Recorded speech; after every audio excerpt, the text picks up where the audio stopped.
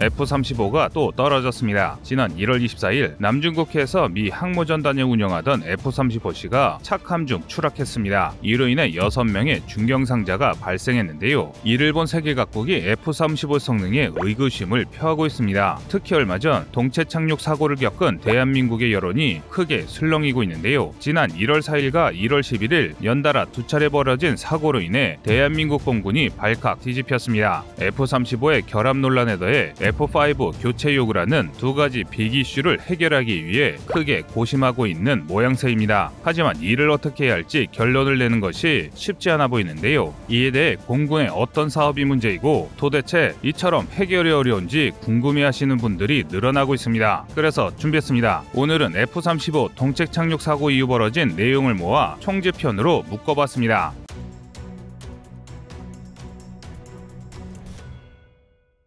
한국에서 벌어진 사상 초유의 F-35의 비상착륙이 사실 F-35의 치명적인 결함 때문이라는 충격적인 폭로에 세계 언론의 시선이 우리 군의 발표로 집중되고 있습니다. 지난 1월 4일 훈련을 위해 청주에서 이륙한 대한민국 공군의 최신의 전폭기 F-35A가 이유탄 충남 서산 비행장으로 긴급 동체 착륙한 사건이 일어났습니다. 다행히 우리 조종사가 뛰어난 실력으로 기체와 조종사 모두 큰 피해 없이 착륙하는 데 성공했지만 문제는 그 다음이었습니다.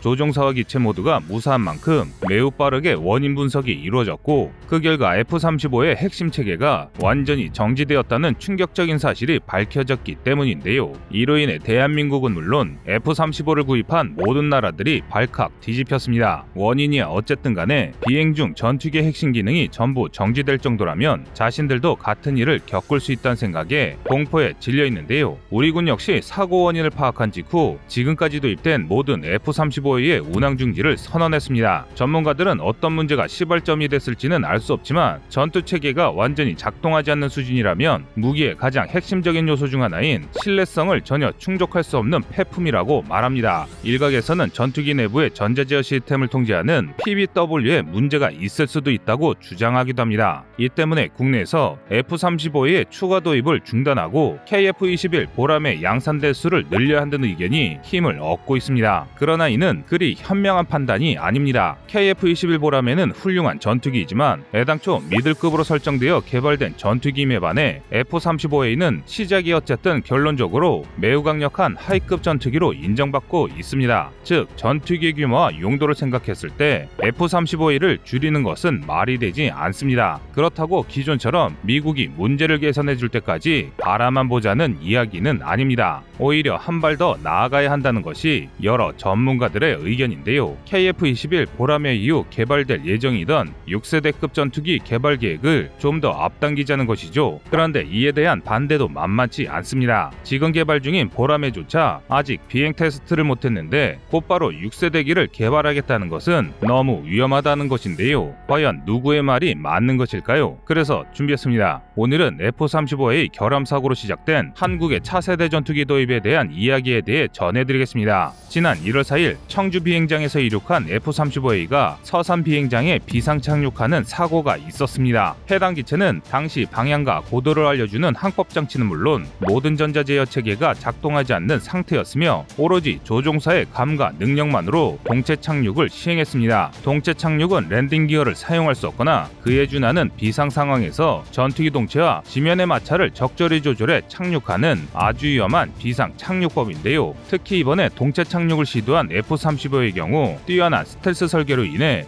일반 전투기와는 상당히 다른 항법 제어가 들어갑니다. 즉 전자장비의 도움 없이 동체 착륙을 시도하기는 굉장히 어렵다는 것이죠. 그럼에도 결과는 상당히 성공적이었는데요. 대당 1,000억 원이 넘는 F-35A를 큰 손상 없이 무사히 착륙시킨 데다 조종사 역시 큰 부상 없이 안전하게 착륙했기 때문입니다. 하지만 성공적인 동체 착륙 소식에도 우리 군 상층부는 밝게 웃지 못했습니다. 사고를 수습하며 파악된 사고 원인이 너무 충격적이었기에 간략한 조사 결과가 나오자마자 국회에 긴급 출두해야 했습니다. 뿐만 아니라 군이 운영 중이던 모든 F-35A의 비행을 금지했는데요. 심지어 하루 이틀도 아니고 원인 파악이 끝날 때까지 무려 한 달 이상 동안 대당 1,000억 원짜리 전투기들을 창고에 처박아두는 사태로 발전했습니다. 이 사건은 그만큼 문제가 심각했기 때문인데요. 가장 큰 문제는 모든 전자장비가 꺼졌다는 것입니다. F-4나 F-5 같은 3세대 전투기들 전투기들과 달리 4.5세대나 5세대 같은 최신 전투기들은 전자장비 의존도가 굉장히 높습니다. 현재 나와 있는 최신의 전투기들은 모두 하나같이 통합 디스플레이를 통해 모든 정보를 확인하고 관리하는데요. 그런데 이 장비가 꺼졌다는 말은 사실상 전투기가 무력화됐다는 뜻입니다. 엔진과 조종관이 살아남았다 하더라도 그냥 비행만 가능할 뿐이지 어떠한 작전 수행도 불가능합니다. 그래서 관련 업계 전문가들은 PBW에 문제가 있었던 것이라고 추측합니다. PBW는 플라잉 바이 와이어, FBW가 발전된 시스템인데요. 플라잉 바이 와이어는 비행 제어 시스템을 유압 장치나 기계 장치 대신 전자 제어 시스템으로 관리하는 것을 말합니다. 기계 장치가 아니라 전선을 통해 전기 신호를 주고받기 때문에 와이어에 의한 비행인 FBW라 부르는 것이죠. 그리고 F-35의 경우에는 기존 FBW에서 한 단계 더 발전해 전기 모터를 이용하는 파워드 바이 와이어인 PBW가 채택되어 있는데요. 그런데 F-35의 전자장비가 일시에 셧다운됐다면 이 체계에 문제가 있을 가능성이 매우 큽니다. 만약 이게 사실이라면 미국의 입장이 굉장히 곤혹스러워지는데요. 전투기의 모든 상황을 전자적으로 제어하는 장비가 고장났다는 것은 문제 원인을 찾기 위해서는 이 전투기를 완전히 까보아야 한다는 것인데요. 문제는 이렇게 되면 결함을 찾아서 수리하는 데 걸리는 시간이 굉장히 길어집니다. 또 이 기간 동안에는 멀쩡한 다른 전투기들까지 작전을 못하게 되는 데다 수리까지 한 달이 걸릴지 1년이 걸릴지 알 수 없습니다. 그런데 여기서 다른 문제가 발생합니다. 바로 F-35가 우리가 손댈 수 없는 전투기이기 때문인데요. 이번에 비상 착륙한 F-35A는 분명 우리 돈으로 구입한 대한민국 공군 소속 전투기이지만 간단한 정비 외에 전투기에 손을 대는 것이 불가능합니다. 뿐만 아니라 기밀 유출을 우려한 미국이 걸어둔 제약사항이 워낙 많아 함부로 전투기를 열어볼 수도 없으며 만약 반드시 열어야 한다면 미군 관계자가 필히 참석해야 합니다. 게다가 이번 일이 심각한 결함일 경우 미국으로부터 창정비 자격을 부여받은 일본이나 호주로 전투기를 보내 점검을 받아야 합니다. 그래서 일각에서는 F-35A를 가리켜 한국 공군에 소속된 미군 전투기라는 말이 있을 정도인데요. 이번 사건으로 이 문제의 심각성이 다시 한번 드러난 것입니다. 이에 따라 많은 국민들이 손도 대지 못하는 외산 전투기 도입을 중단하고 국산 전투기 KF-21의 추가 양산을 서둘러야 한다고 말하고 있는데요. 4.5세대 전투기 중 가장 우수한 스텔스 성능과 우수한 폭장량과 다양한 국산 무장 등을 가진 KF-21을 추가 양산한다면 툭하면 불량이 나는 주제에 비싸기만 한 F-35A를 버리더라도 국방력을 유지할 수 있다는 것입니다. 하지만 안타깝게도 이는 그리 현실적이지 못한 판단입니다. 그 이유는 두 전투기의 체급 차이 때문인데요. 곧 시험비행을 앞둔 KF-21보람에는 장기적으로 구형화되는 KF-16을 대체하기 위해 만들어진 미들급 전투기로 전투기의 크기 자체가 그리 큰 편이 아닙니다. 스텔스를 고려하지 않았을 때 최대 폭장량이 7.7톤으로 미들급 치고는 최상급이지만 최대 10.5톤의 무장을 탑재할 수 있는 F-15K나 8.1톤을 탑재할 수 있는 F-35A에 뒤집니다. 이렇게 되면 당연히 투입할 수 있는 임무의 제한이 발생할 수밖에 없습니다. 그리고 결정적으로 스텔스 성능도 문제가 됩니다. KF-21은 분명히 5세대 이상으로서의 발전 가능성을 염두에 두고 만들어진 전투기이지만 완전 스텔스기인 블록3가 개발되어 배치되는 시점은 빨라야 2030년대 초반입니다. 따라서 전력 부족을 개선하기 위해 KF-21을 추가 도입하는 것은 가능해도 KF-21이 F-35A를 완전히 대체할 때까지는 적어도 10년의 전력 공백이 발생합니다. 그리고 10년 안에 수백 대의 5세대기를 배치하겠다는 중국을 옆에 두고 이런 전력 공백을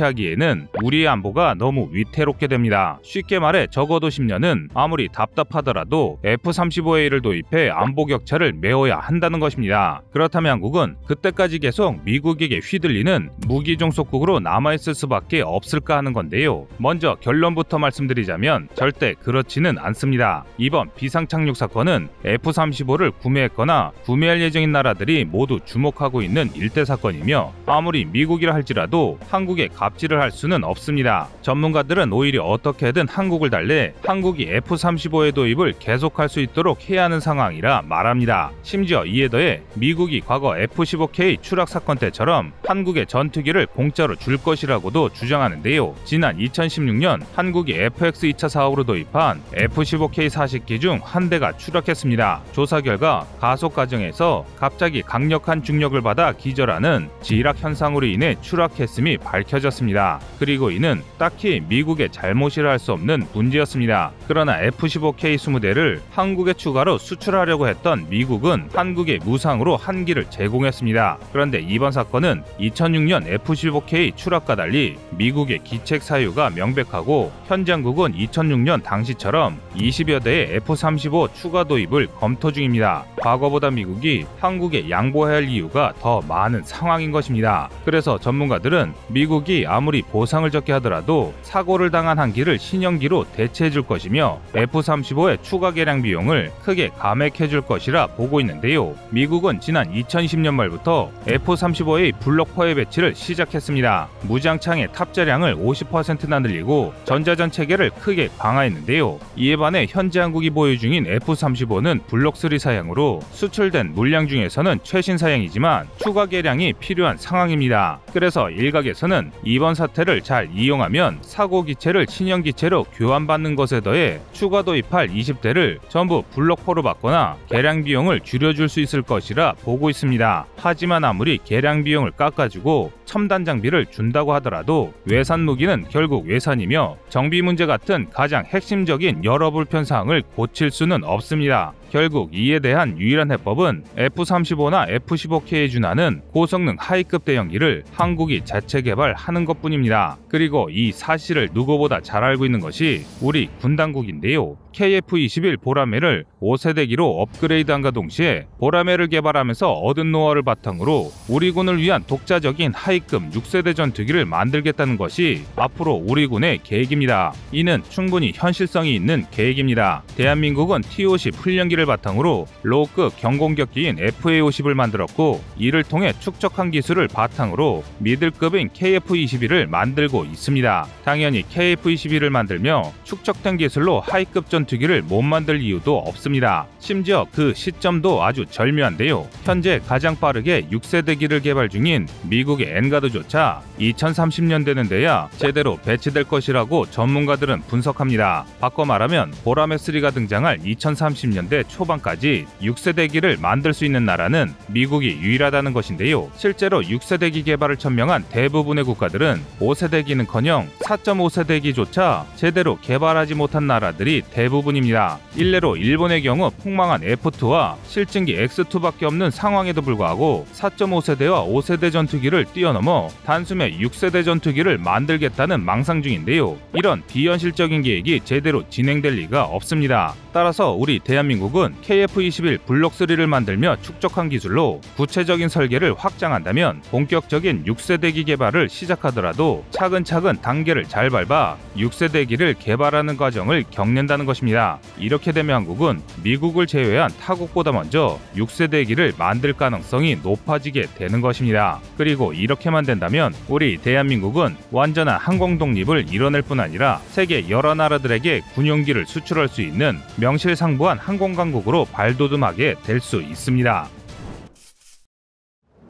지난 1월 11일 우리 공군의 F-5E가 추락해 조종사가 순직하는 참사가 일어났습니다. 이 소식에 우리 군을 향해 비난이 본물처럼 쏟아지고 있습니다. 언제 떨어져도 이상하지 않은 고물 비행기를 신형기로 교체하지 않고 써먹으려다 애꿎은 조종사만 생명을 잃었다는 것인데요. 사실 이런 주장은 그리 틀린 말도 아닙니다. 당장 이번에 추락한 F-5E형만 하더라도 최초 도입일자가 무려 1974년 8월입니다. 국내 생산본인 KF-5 제공호는 사정이 더 낫지만 이 역시 1982년부터 1986년까지 도입된 구형기체입니다. 즉 이번에 떨어진 전투기는 아무리 적게 잡아도 거의 40년 가까이 된 고물 중에 고물이라는 것입니다. 이 정도면 지금까지 안 떨어진 것이 다행일 정도인데요. 그래서 많은 국민들이 F-5를 서둘러 퇴역시키고 그 자리에 우수한 국산 경공격기인 FA-50을 추가 도입하라고 주장합니다. 우리 공군도 FA-50의 추가 도입을 강력하게 주장 중인데요. 그러나 그러나 FA50이 군에 도입된 지 거의 10년이 다 되어감에도 FA50의 추가 도입은 이뤄지지 않고 있습니다. 이렇게 된 가장 큰 이유가 바로 KF-21 때문입니다. 사실 KF-21을 개발하는 KF-X 사업은 원래 F5 전투기를 대체하기 위해 개발하기 시작한 사업입니다. 2010년대까지 KF-X를 개발해 늦어도 2025년에는 F5를 전부 퇴역시킬 계획이었습니다. 그러나 IMF로 인한 예산 삭감과 군사기술의 급격한 발전으로 기존 설계를 적용할 수 없게 됨에 따라 수차례 걸쳐 사업 타당성 조사를 반복하면서 이 사업은 엄청나게 지연됐습니다. 그 결과 여러 차례에 걸친 설계 변경과 기술 발전으로 지금은 KF-16을 대체할 수 있을 정도로 훌륭한 차세대 전투기가 탄생했으나 F5의 퇴역이 10년 이상 미뤄지고 말았습니다. 이로 인해 한 해 걸러 노후화된 F5 계열 전투기가 추락하는 참사가 일어나고 있는 것입니다. 하지만 일각에서 주장하는 것처럼 FA50의 양산 수량을 늘릴 경우 그만큼 KF-21의 도입 수량이 줄어들게 되는데요. 이렇게 되면 공군의 미래 전력이 감소할 수밖에 없습니다. 그래서 우리 공군은 이 문제를 해결하기 위해 미국으로부터 구형 F-16의 임대를 추진하는 등 각종 노력을 기울였습니다. 그러나 성과를 거두지는 못했습니다. 결국 참다 못한 공군이 FA50이라도 서둘러 양산해달라고 주장하는 지경이 된 것인데요. 그런데 이것도 문제가 되고 있습니다. 바로 양산 일정 때문인데요. 지금 당장 FA50의 양산을 합참이 결정하고 이 예산안이 국회를 통과해 양산이 시작되더라도 FA50이 양산될 시점이면 KF-21 블록 1, 2가 양산될 테니 만들어봐야 소용이 없다는 것입니다. 지금 이런 현실은 아주 답답한 상황이 아닐 수 없는데요. 그렇다면 우리는 매번 우리의 전투기가 추락하는 소식만 들어야 할까요? 먼저 결론부터 말씀드리면 아예 방법이 없는 것은 아닙니다. 이번 참사를 계기로 공군이 과거를 반성하고 제대로 된 대응을 한다면 오히려 전력을 급상시킬 수도 있는 것이 전문가들의 분석입니다. 그래서 준비했습니다. 오늘은 F5 추락 사고로 다시 재조명되고 있는 대한민국 공군에 바뀌게 될 미래 항공 전력에 대해 알려드리겠습니다. 지난 1월 11일 30대 신모대위가 조정하던 F5E가 비행 중 추락하는 참사가 일어났습니다. 오후 1시 44분경 이륙하자마자 좌우 엔진 모드에서 화재 경보가 울리기 시작했고 이에 당황한 조종사가 비상 탈출을 2번이나 선언했으나 결국 탈출에 실패했습니다. 이후 기지에서 약 8km 떨어진 인근 야산에 추락해 조종사가 순직하는 안타까운 일이 벌어졌습니다. 이에 공군은 이례적으로 즉각적인 대응에 들어갔습니다. 북한 접점 지역 등 초계 비행 및 정찰 비행이 반드시 필요한 항공기와 긴급 대기 상태에 있는 항공기를 제외한 모든 군용기에게 비행 중단 명령을 내린 것입니다. 각기 다른 비행단에서 공군의 최신의 전투기인 F-35와 구형 전투기인 F-5가 일주일 간격으로 연달아 추락한 원인이 공군의 시스템에 있는지 점검하기 위해서라는 것이 전문가들의 분석인데요. 이 때문에 또 다른 사고를 예방하기 위한 긴급 정비 역시 이뤄지고 있습니다. 하지만 이런 노력에도 F5가 추락하는 것을 막을 수는 없습니다. 노후화가 심해도 너무 심하기 때문인데요. 대한민국이 F5를 처음 도입한 것은 무려 1960년대 초중반입니다. 당시 우리 공군을 압도하던 북한 공군을 상대하기 위해 지금은 이미 퇴역한 F5A B형을 대거 도입한 게 그 시작이었습니다. 이번에 추락한 F5 2계열 항공기는 기존 F5AB의 레이더를 탑재하고 엔진을 교체한 개량형 기체로 1974년부터 국군에 인도됐습니다. 1982년부터는 KF-5 제공허라는 이름으로 라이선스 생산되기도 했는데요. 길이 14.4m, 폭 8.1m, 높이 4.1m, 최대 이륙 중량 11.2톤에 최대 추력 3,500파운드, 애프터버너 추력은 5,000파운드로 J85G21B 터보제트 엔진 2기를 장비한 쌍발 경량 전투기입니다. 사실 F5는 도입 당시에도 성능이 그리 좋은 편은 아니었습니다. 당연히 2022년 현재를 기준으로 초기의 임무나 제한적인 대지 임무에서나 겨우 쓸 수 있는 수준에 불과합니다. 특히 우리 공군이 운용 중인 F5 계열 항공기의 경우 AIM-9 사이드와인더를 제외하면 운용할 수 있는 미사일이 전무합니다. 그러나 제한적인 개량을 통해 KGGB 항공유도 폭탄을 운용할 수 있는 게 전부인데요. 그런데 공군은 이렇게 후진 F5를 왜 아직도 퇴역시키지 못하고 있는 것일까요? 더 정확히 말하면 퇴역시킬 방법이 없습니다. 원래 우리 공군은 공군의 현대화를 위해 FX 1차 사업과 KFX 사업을 훨씬 일찍 추진하려 계획했습니다. 특히 F5를 대체하기 위해 KFX 사업에 많은 공을 들였는데요. F5의 노후화는 지금으로부터 거의 30년 전인 1990년대에도 많은 문제가 발생했기 때문입니다. 하지만 IMF로 국방 예산이 동결되면서 이 계획이 크게 지연되고 폐쇄되고 말았습니다. 다행히 FX의 사업의 경우 경제가 회복된 이후에 사업을 서둘러 재개해 F-15K 40대를 도입했고 2차 사업으로 21대를 추가로 도입했습니다. 반면 KF-X의 경우 사업이 예상보다 더 미뤄지고 말았습니다. 미래전장 환경에 맞는 변화로 현 시대에 맞는 기술이 발전하게 되면서 이처럼 다양한 이유로 설계가 여러 차례 변경됐습니다. 또한 그동안 첨예하게 대립됐던 외산 도입과 국산 개발을 두고 갑론을박은 더 심해졌습니다. 하지만 이 덕에 최적의 설계와 기술이 적용된 KF-21 보라매가 탄생할 수 있었으나 F5의 퇴역이 한없이 밀리기 시작한 원인이기도 했는데요. 당연히 그 사이에도 F5의 추락 사고가 끊임없이 벌어졌습니다. 2000년대 이후로 사고로 소실된 F5 계열기의 숫자만 하더라도 무려 10세대에 달하며 1994년부터 2022년 1월 11일까지 총 19명의 파일럿이 F5 추락 사고로 사망했을 정도입니다. 상황이 이런데 우리 군이 손을 놓고 있었을 리가 없습니다. 우리 공군은 지난 2013년 중고 F-16 60대 정도를 미국으로부터 임대하는 사업을 추진했습니다. 이는 노후화된 F5의 조기 퇴역을 위한 특단의 조치였습니다. 하지만 미군군 역시 전투기 단가 상승으로 인한 작전기 부족으로 우리와 같은 처지였는데요. 이 때문에 타국의 전투기 임대 사업은 결국 실패하고 말았는데요. 그래서 우리 군은 2024년까지 전술을 입문 훈련기 TA-50 20기를 추가로 도입하고 훈련용으로 사용하던 KF-16 일부를 작전에 투입할 계획입니다. 그러나 이 정도로는 부족한 전투기 수량을 메우기에는 턱없이 부족한 것이 사실입니다. 그래서 공군은 최후의 수단으로 FA-50 경공격기의 추가 양산을 빼들었습니다. FA-50 추가 도입으로 KF-21 도입 수량이 줄어들더라도 당장이 기중한 파일럿의 목숨과 전력 공백을 막아야 한다고 판단한 것인데요. 그런데 뜻하지 않게 일각의 반대로 이 계획에 차질이 생겼습니다. 바로 FA-50 추가 양산이 과연 적절한지에 대한 논란이 일어났기 때문인데요. 어떻게든 KF-21 양산까지 F5를 써먹다가 KF-21을 대량 양산해야 한다는 이들과 설령 KF-21의 생산 물량이 줄더라도 인명피해를 막고 전력 공백을 최소화하기 위해 FA-50을 서둘러 양산해야 한다는 이들이 맞붙었습니다. 그런데 많은 군 전문가들에 따르면 지금은 이런 말싸움을 할 때는 이미 지났다고 말합니다. 2022년 1월 현재를 기준으로 합참이 FA-50 추가 양산 소요를 바로 결정하더라도 사업성을 검토하고 예산이 확정되어 생산이 시작될 무렵이면 KF-21 보라매가 양산될 것이므로 F5 때문에 FA-50을 만들기에는 늦어도 한참 늦었다는 것입니다. 이들의 의견이 맞다면 우리 군은 보라매가 본격적으로 배치될 2030년대 초반까지 폐물이나 다름없는 F5를 운용해야 합니다. 그런데 그렇지가 않게 됐습니다. 일각에서 주장한 번뜩이는 계획으로 한국의 공군 전투력은 올라가고 노후화된 F5를 교체할 수 있는 사업을 추진할 수 있습니다. 우선 우리 공군이 과거 1990년대 우리 해군이 했던 것처럼 적극적인 행동을 통해 국방에 필요한 작전기를 확보하려는 의지가 있어야 합니다. 일례로 1991년 걸프전이 발발하자 우리 군은 미국의 요청을 받아들여 해군 함정을 걸프 지역에 투입하기로 결정했습니다. 그런데 갑자기 해군이 정부의 결정에 정면으로 반발하기 시작했습니다. 당시 파병 규모를 결정하던 국방부 정책기획관에서 파병될 해군 함정으로 충북급 구축함을 선정했기 때문이었는데요. 충북급 구축함은 만재 3,400톤의 구형 구축함으로 미국이 2차 대전 말기 생산한 기어링급 구축함을 중고로 물려받은 함정입니다. 1991년 당시를 기준으로 이번에 추락한 F5처럼 이미 설령이 45년 이상 지난 폐물이었습니다. 노후함답게 정말 말도 안 되는 문제가 많았는데요. 그중 대표적인 사건이 1996년에 충북급 DD-919 대전함에 살던 지들이 전선 피복을 갉아먹어 화재가 발생하는 웃지 못할 총극이 벌어지기도 했습니다. 이런 배를 타고 이라크까지 가란 말은 곧 죽으라는 말이나 다를 바가 없었는데요. 결국 해군의 반발로 해군 함정을 파견하는 대신 C-130H 수송기를 이용해 파병이 이루어지면서 사태가 일단락됐습니다.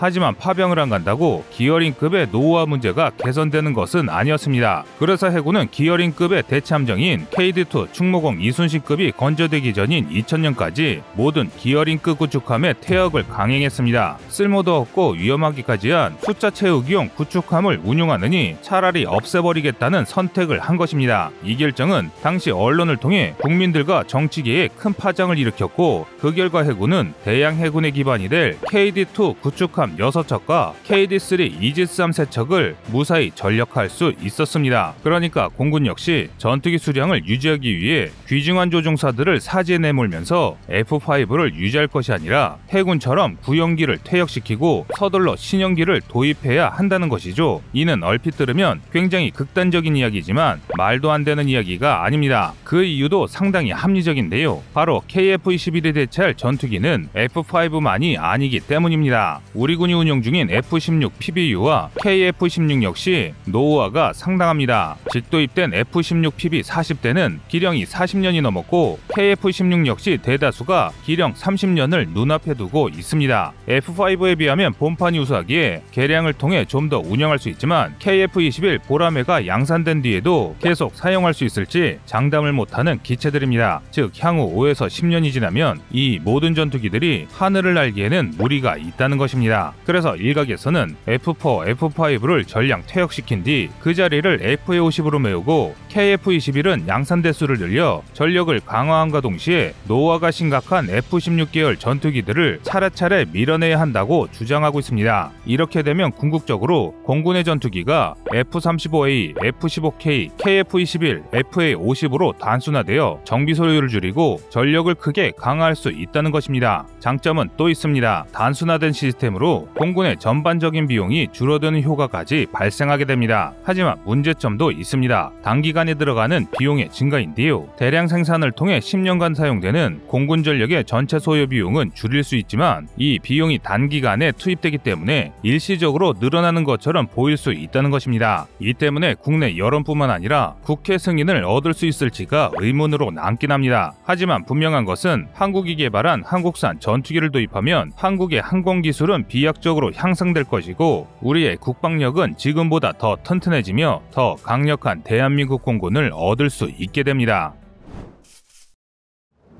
지난 1월 4일 F-35의 동체 착륙 사건의 조사 결과가 발표되었습니다. 그런데 조사 결과가 발표되자 F-35의 추락을 두고 오히려 논란이 일파만파로 확대되고 있습니다. 발표된 추락 원인이 조류 충돌이었기 때문인데요. 조류 충돌은 조류가 항공기와 충돌하는 것을 일컫는데 특히 대부분의 경우 조류가 항공기 엔진으로 빨려 들어가 엔진의 팬블레이드가 파손돼 기체에 심각한 파손을 일으킵니다. 군의 발표에 따르면 독수리가로 추정되는 큰 새가 좌측 엔진 흡입구에 충돌한 것으로 전하고 있습니다. 사실 비행장에는 조류 충돌로 이착륙 과정에서 항공기가 추락하는 경우가 흔한 만큼 얼핏 들으면 F-35A의 추락 원인이 조류 충돌이 원인일 수 있다고 생각할 수 있습니다. 하지만 이 소식을 접한 많은 전문가들은 조류 충돌로 인한 동체 착륙에 대해 부정적인 반응입니다. 조류 충돌로 인한 기체 이상이라면 엔진이 망가졌어야 하는데 엔진과 조종관은 멀쩡하고 항전 장비만 셧다운됐다는 것이 말이 안 된다는 것인데요. 실제로 이는 굉장히 이상한 상황입니다. 조류가 날다가 캐노피나 사통 장치에 맞은 것이라면 몰라도 엔진 왼쪽 흡입구에 충돌했다면 화재가 발생하거나 블레이드 손상으로 추력 이상이 발생하는 게 정상입니다. 그래서 일각에서는 군이 F-35의 결함을 숨기려는 것이 아니냐며 2월부터 시작될 로키드 마틴과의 합동정밀 조사를 공개적으로 진행해야 한다고 주장하고 있습니다.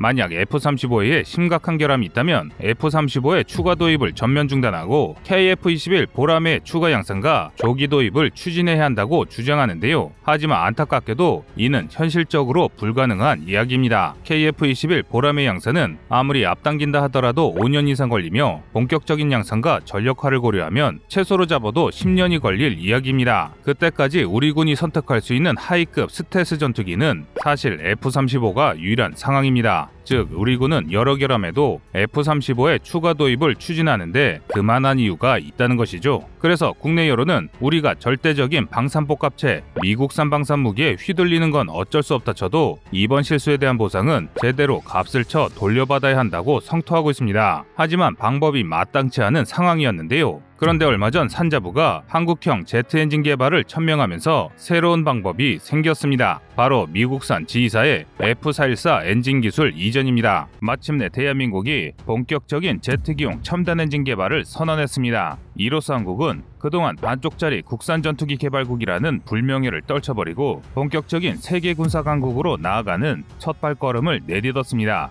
지난 14일에 개최된 2022년 항공우주인 포럼에서 문승욱 산업통상자원 장관이 직접 제트기급 첨단 엔진을 언급했습니다. 산업부 관계자에 따르면 장관이 밝힌 제트기급 첨단 엔진은 추력 10,000파운드 이상의 터보팬 엔진을 말하며 최종적으로 KF-21에 탑재하는 것이 목표라고 전했습니다. 이를 위해 관련 기관이 협력해 본격적인 개발을 위한 사전 검토를 진행 중이라고 하는데요. 전문가들은 만약 이번 선언대로 대한민국이 제트기급 첨단 엔진 개발에 성공한다면 한국은 항공선진국의 반열에 올라서는 역사적인 이정표가 될 것이라고 보고 있습니다. 그만큼 이번 사업 발표의 의미가 엄청나기 때문인데요.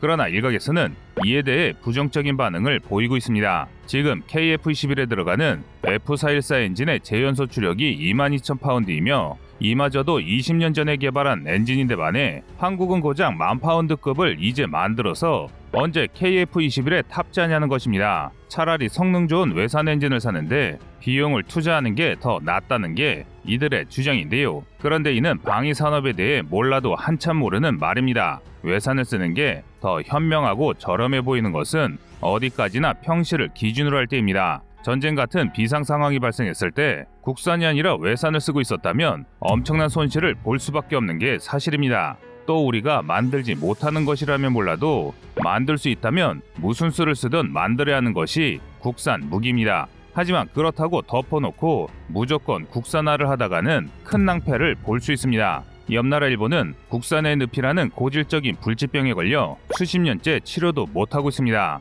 그래서 국산화는 우리의 현재 기술 수준이 어느 정도인지 정확히 파악하고 진행해야 하는 게 무엇보다 중요합니다. 무기 개발에서 되다 않는 능력으로 너무 큰 꿈을 꾸다가 세금만 날려먹은 사례는 너무 많아서 셀 수 없기 때문입니다. 그렇다면 우리 대한민국이 전투기용 엔진을 성공적으로 개발하려면 앞으로 어떤 행보를 보여야 할까요? 그래서 준비했습니다. 오늘은 대한민국이 국산 전투기 엔진을 개발하는 이유에 대해서 알아보겠습니다. 지난 1월 14일 항공우주협회와 항공우주학회가 공동으로 주관하는 항공우주인 포럼이 열렸습니다. 해당 포럼에서는 산업통상자원부, 국회 과기정통위, 방위사업청 등 각계 전문가들이 참석한 가운데 대한민국 항공우주 산업발전 방안에 대한 토의가 이뤄졌는데요. 여기에서는 한국형 전투기 출고, 발사체 핵심 기술 확보 등 지금까지의 성과를 자축하면서도 미래를 위해 어떤 기술을 개발해야 하는지에 대한 여러 발언이 오고 갔습니다. 그중 가장 많은 이목을 받은 것이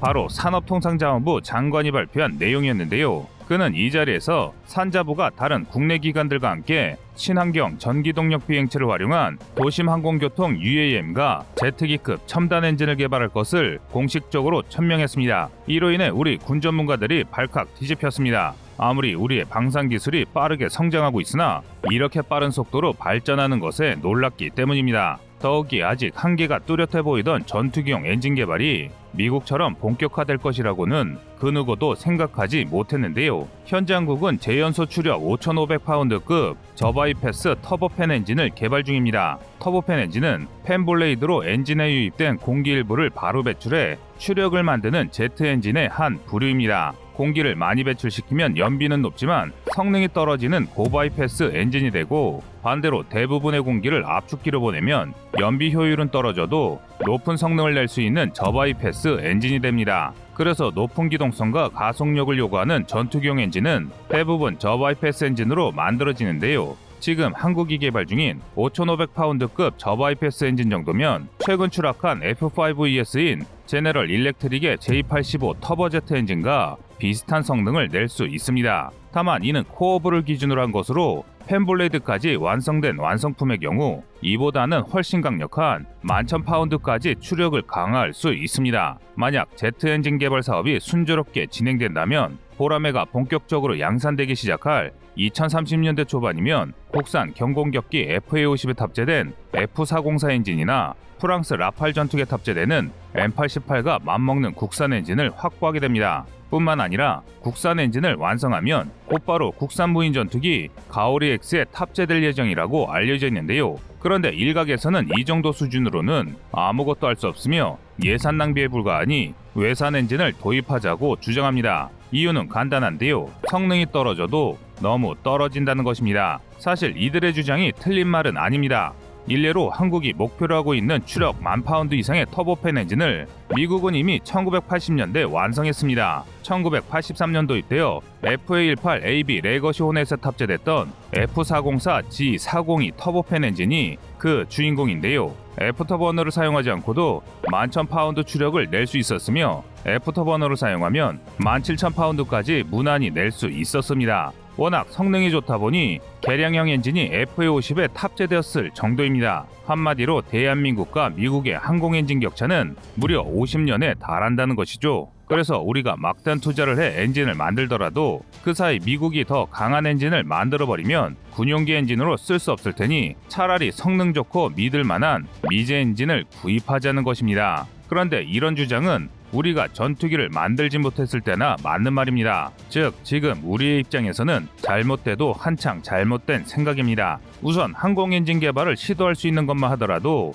이는 정말 대단한 일입니다. 세계적으로 항공기를 자체 제작 개발한 국가들은 많아도 항공 엔진을 자체 제작할 수 있는 나라들은 사실 몇 안 됩니다. 그도 그럴 것이 엔진을 개발하기 위해서는 열에 강하고 내구도가 강한 소재와 우수하며 정밀한 부품 가공 기술 그리고 뛰어난 설계 능력이 보장되어야 하기 때문인데요. 이 모든 산업을 모두 보유하고 있는 나라들은 세계 최정상 수준의 국가들밖에 없습니다. 이를 바꿔 말하면 엔진 개발을 시도할 수 있다는 것 자체가 대한민국의 역량이 세계 최고 수준의 국가들과 엇비슷하다는 것이며 일단 한번 성공하면 얼마든지 다른 나라들을 따라잡을 수 있는 기반을 마련합니다. 그 근거로 주장되는 것이 자체적으로 항공기 국산화와 제트 엔진까지 국산화한 나라는 한손에 꼽을 정도이기 때문입니다. 그리고 결정적으로 외산 엔진 도입은 당장은 저렴하고 편해 보일지 몰라도 대한민국에 위기가 생겼을 때 군대의 아킬레스건이 될 수 있습니다. 그 좋은 사례가 바로 이란인데요.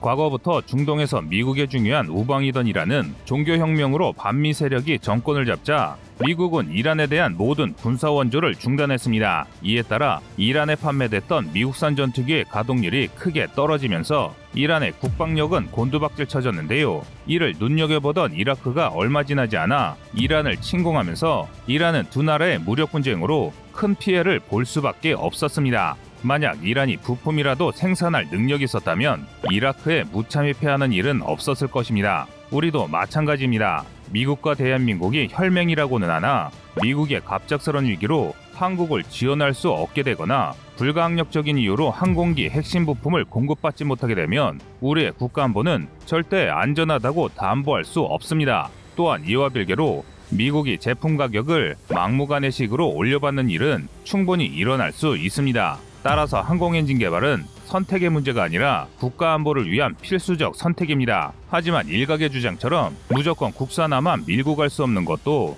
분명한 사실입니다. 무기 개발은 억지로 무리하게 개발하면 막대한 열세를 낭비하기 딱 좋은 사업입니다. 대한민국도 겉으로 드러나진 않았지만 지난 수십 년간 여러 차례 무기 개발에 실패했습니다. 가장 최근의 사례 중 하나가 K-11 복합소총입니다.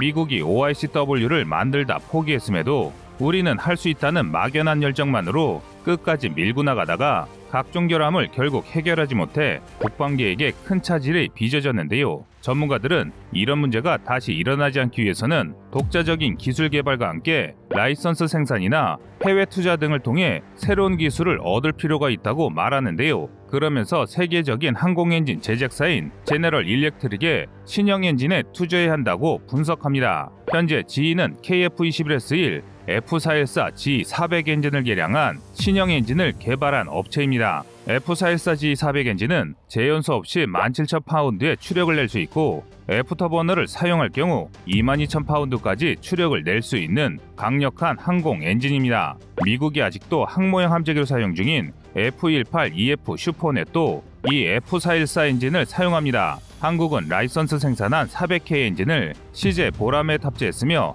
양산형 블록 1, 2 역시 이 400K 엔진을 사용해 개발될 예정입니다. 그러나 보라매가 도입될 2030년대 초반을 기준으로 할 때는 아무래도 조금 구식인 엔진이라는 평이 많습니다. 이는 개발사인 GE 역시 인지하고 있는 사실인데요. 그래서 고압 터빈을 재설계하고 충류압축기를 7단에서 6단으로 줄여 내구도를 3배로 늘린 F414EDE와 엔진코어와 패널 재설계에 추력을 20%나 향상시킨 F414EPE를 만들었습니다. 심지어 최근에는 한 발 더 나아가 이 둘의 장점을 합쳐 추력이 18%나 향상되면서 내구성과 신뢰도가 크게 향상된 F414EE를 내놨는데요. 그러나 아직 개발 구상 단계에 머물러 있습니다. 구매할 고객이 확정되지 않은 사업에 막대한 예산을 쏟아붓기 어렵기 때문인데요. 그래서 다수의 전문가들은 만약 한국이 이 F414E 엔진 개발에 전면적인 투자를 하면 관련된 핵심 기술을 확보할 수 있을 것이라 보고 있습니다. 이미 F414 400K 엔진을 라이선스 생산하고 있는 만큼 상대적으로 기술을 공유받기 쉬울 것이란 말인데요. 뿐만 아니라 완성된 엔진을 보람의 최종판인 블록3에 탑재해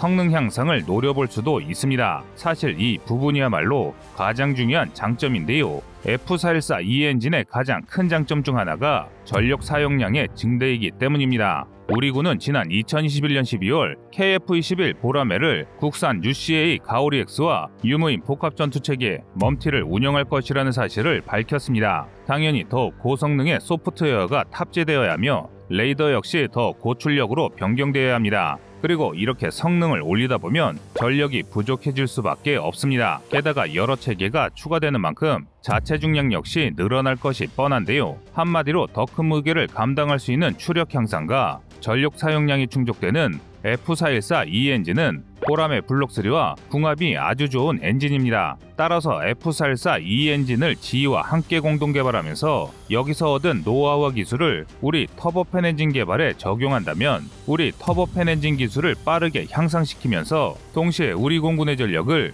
비약적으로 향상시킬 수 있다는 게 전문가들의 의견입니다. 하지만 난간이 아예 없는 것은 아닙니다. KF-X 사업 초창기 미국은 우리에게 제공하기로 했던 4대 핵심 기술 이전을 거부했습니다. 또 F-35 개발에 여러 나라들이 막대한 자금을 투자했음에도 기술 공유에 인색한 태도를 보였습니다. 그러니 우리가 F414E에 막대한 투자를 하더라도 막상 기술을 공유할 때는 태도를 바꿀 수 있는 상황인데요. 그러나 전문가들은 설령 그렇다 할지라도 어떻게든 기술을 확보해 터보팬 엔진 기술을 완성해야 한다고 전합니다. 그 대표적인 사례가 있는데요. 프랑스의 라팔처럼 일단 독자 기술을 확보하면 어떻게든 팔 곳이 생긴다는 것입니다. 프랑스의 라팔 전투기는 처음 개발됐을 때 성능이 부족한 부분이 많아 사려고 하는 나라가 없었습니다. 우리도 라팔 대신 F-15K를 채택했을 정도인데요. 그런데 최근에는 이런 판도가 바뀌면서 여러 나라들이 찾는 베스트셀러가 됐습니다. 엔진부터 레이더까지 모든 체계를 프랑스 자국에서 생산했기에 꾸준한 개선만으로도 새로운 시장을 찾을 수 있었던 것인데요. 그래서 국산 체계를 완성하는 데 성공하면 그 다음은 우리의 의지대로 개량형을 내놓는다면 정말 초대박을 터뜨릴 수 있다는 것입니다. 국산 항공 엔진이 우리 정부의 선언대로 제때 개발된다면 우리 국민들은 국산 기술로 만든 완전한 전투기들이 우리의 영공을 지키는 모습을 볼 수 있을 것입니다. 여러분의 생각은 어떠신가요?